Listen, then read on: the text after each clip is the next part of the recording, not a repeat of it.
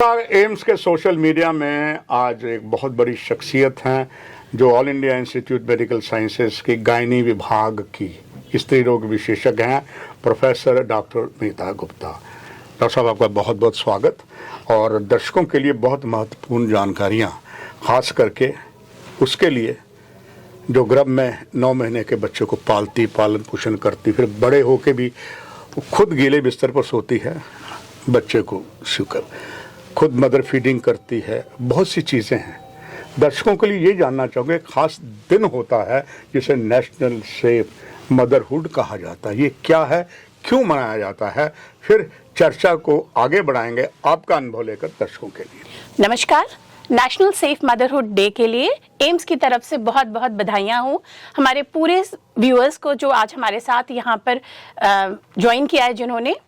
सबसे पहले हम ये बताना चाहते हैं कि जो नेशनल सेफ मदरहुड है ये 11 अप्रैल को हम लोग मनाते हैं और ये गवर्नमेंट का एक इनिशिएटिव है लोगों को जागरूक करने के लिए।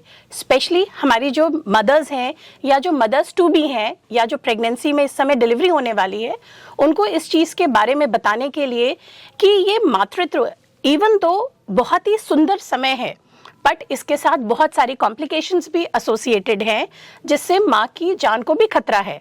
इसलिए आपको सबको पता होना चाहिए क्या क्या गवर्नमेंट की जो स्कीम्स चल रही हैं जिससे ये सेफ मदरहुड का एक्सपीरियंस सारी लेडीज़ को हो। ये इस चीज़ को सेलिब्रेट करने के लिए हम लोग 11 अप्रैल को नेशनल सेफ मदरहुड डे के लिए सेलिब्रेट करते हैं। डॉक्टर मीता गुप्ता जी, भारत सरकार इस पर बहुत अथाह प्रयास कर रही है कि जब एक महिला गर्भवती हो उसे 9 महीने डॉक्टर की जांच में रखा जाए। आशा वर्कर हैं, दूसरे हैं, नेशनल हेल्थ मिशन हैं, सब सोने पे सुहागा करने जा रहा है, बल्कि कर गया है all India institute medical sciences, because ये all India institute medical sciences हैं। और साथ ही साथ सभी के लिए ये एक बड़े हर्ष की बात होगी, आप ही के एम्स के जो स्टूडेंट हैं जो 4th ईयर तक जम्मू में जा चुके हैं, अब इलाज भी वो देखेंगे, सब करेंगे।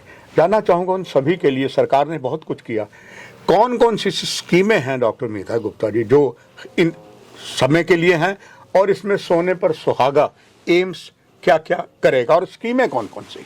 देखिए, सरकार ने बहुत सारी स्कीम्स करी है, पर दो जो स्पेशली मेंशन करने वाली है वो है प्रधानमंत्री सुरक्षित मातृत्व अभियान, जिसके अंतर्गत हर 9 तारीख को हर सरकारी अस्पताल में माँओं की या जिनकी डिलीवरी होने वाली है उनकी फ्री जांच होती है, free blood test, free ultrasound और फ्री दवाइयाँ।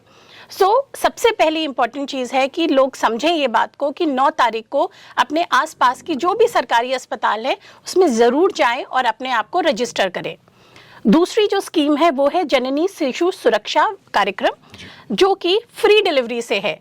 आप सिर्फ डिलीवरी के समय आप रेगुलर दिखाते रहिए, अस्पताल में दिखाते रहिए, जब आपको बोला जाए एडमिट होने के लिए आप एडमिट हो जाइए और आपका फ्री होगा पूरा इलाज, दवाइयाँ, डिलीवरी का पूरा प्रोसेस, बच्चे का इम्यूनाइजेशन, सब कुछ फ्री होगा। बट ये सब तभी मुमकिन है, सरकार की इतनी कोशिशें ये तभी मुमकिन है कि अगर आप अस्पताल आएँ। तो ये आज का दिन इसीलिए इम्पॉर्टेंट है कि आप सब लोग समझिए कि ये इतनी स्कीम्स है, सरकार की इतनी योजनाएं हैं, बट अस्पताल तो आपको खुद ही आना पड़ेगा।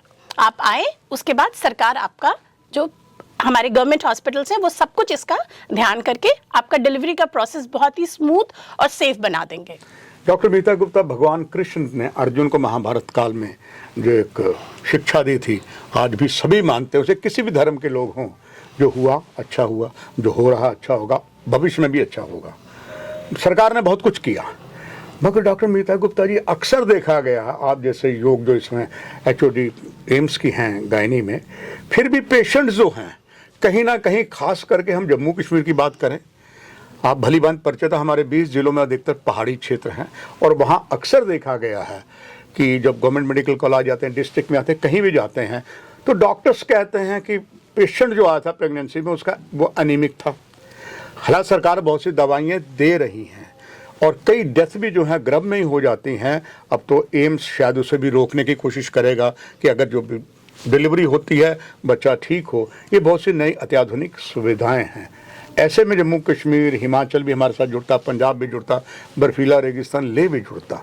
उनके पेशेंट्स के लिए आपका असीम अनुभव है, क्या कहेंगी और एम्स उसमें क्या प्रमुख भूमिका निभाएगा बच्चों के लिए, प्रेग्नेंट माताओं के लिए? आप ही के ऑडियंस को मैं ये बताना चाहती हूँ कि सरकार ने बहुत सारी स्कीम्स करी है, बट ये तभी हम लोग कोशिश कर सकते हैं जब हर औरत का सेफ मदरहुड एक एक्सपीरियंस रहे। अगर आप अस्पताल में आए, आप प्रेगनेंसी जैसे ही आपको पता चले, आप प्लीज़ अपने आसपास जो भी सरकारी अस्पताल है आप वहाँ जाएं, रेगुलर दिखाते रहिए।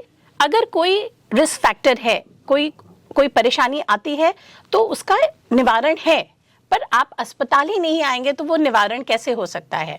तो आप लोगों से सबसे यही रिक्वेस्ट है कि प्लीज़ जैसे ही प्रेगनेंसी हो या कोई भी आपको परेशानी हो, आप जल्द से जल्द अपने पास के अस्पताल में आएँ।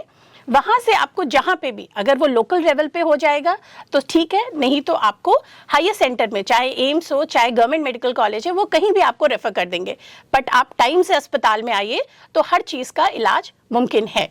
डॉक्टर मीता गुप्ता जी, अक्सर ये देखा गया है सरकार ने बहुत सुविधाएं दी हैं, घर घर जिस तरीके से सरकार ने मंत्रालय बनाए हुए हैं, आशा वर्कर हैं, दूसरे हैं, वो जाते हैं, बावजूद इसके कई बार देखा गया जो डिलीवरीज होती हैं वो घर में ही हो जाती हैं। और घर में अक्सर कहा जाता है नीम हकीम खतरे जान, बहुत सी दाइयाँ नर्सेज जो हैं ये डिलीवरी करवा देती हैं। डिलीवरी हो सकता हो जाए या बहुत सी परेशानियाँ हों, बाद में उसका परिणाम जो उसको भुगतना पड़ता है, वो ऐसे केसेस आपके पास आ जाते हैं। यू ट्राइड योर बेस्ट इसको रोकने के लिए, कि सामान्य स्थिति को रोकने के लिए एम्स में आएँ या अलग स्वास्थ्य केंद्रों में जाएं, वो चाहूँगा आप सभी को इस कार्यक्रम के माध्यम से बताएं। देखिए, सबसे पहले मैं रिक्वेस्ट करूंगी, प्लीज घर में डिलीवरी मत करवाइए। सरकार ने पहल उठाई है कि 100% डिलीवरीज अस्पतालों में होनी चाहिए, जिसको हम लोग कहते हैं इंस्टीट्यूशनल डिलीवरी।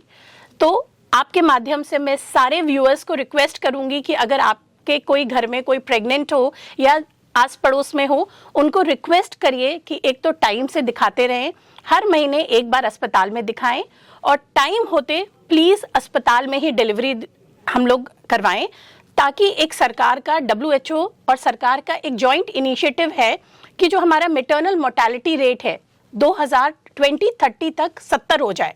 सो हम लोग ये सारे लोगों की जॉइंट एफर्ट से हम लोग इसको आराम से अचीव कर सके।